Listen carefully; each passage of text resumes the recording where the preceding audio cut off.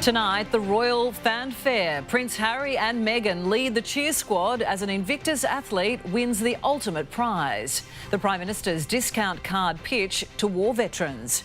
The sledge that saw David Warner walk off the field during a Sydney grade cricket match.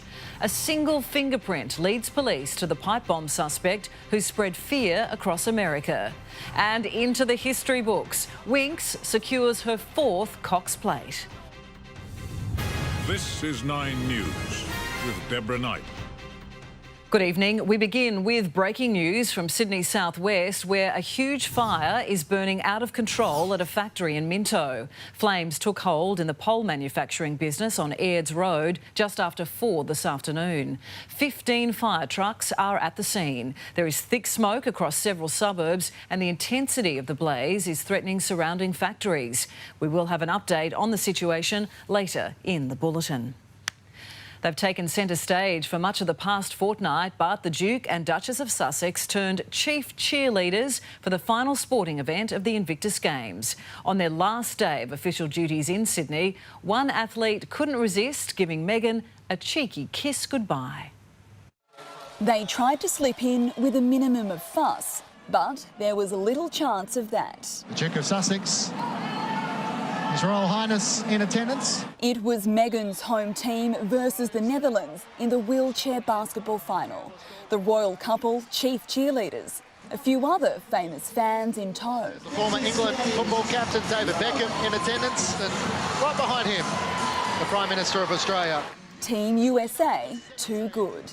Harry and Meghan dressed in a maroon Scanlan Theodore blazer, presenting the team with their 3rd straight Invictus gold.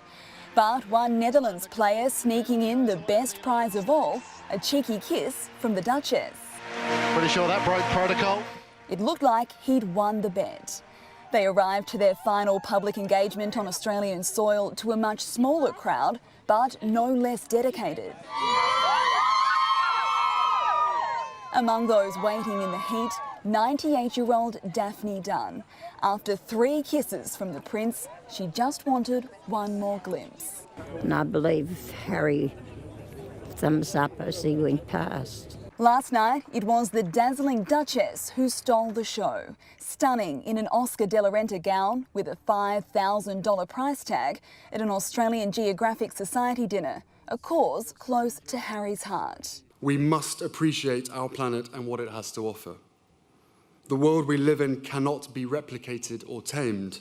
And to present awards and words of encouragement to 2 budding environmentalists. They just congratulated us and they said just to keep up the good work, which was really inspirational and motivated me to just keep going. They're both right now very inspiring to young people, so I look up to them as well, so it was special.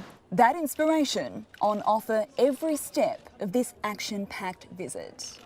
And Alice Monfries is in Homebush this evening for the Invictus Games closing ceremony. Alice, how long until the finale kicks off?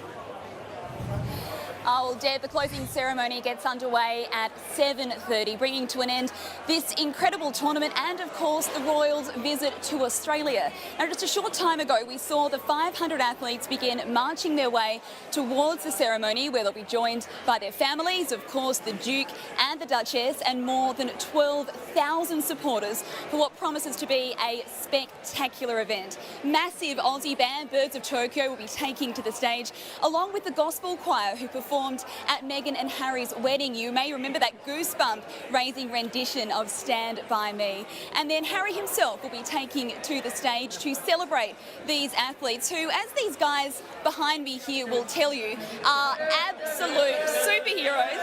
That is why they are dressed up as they are at the moment. They've been coming along every day to the tournament dressed like this. We've even got Harry here as well, and they'll be celebrating those athletes tonight, as well as the end of the Royal Tour. Quite the cheer squad, lots of fun. Alice Monfries in Homebush, thank you.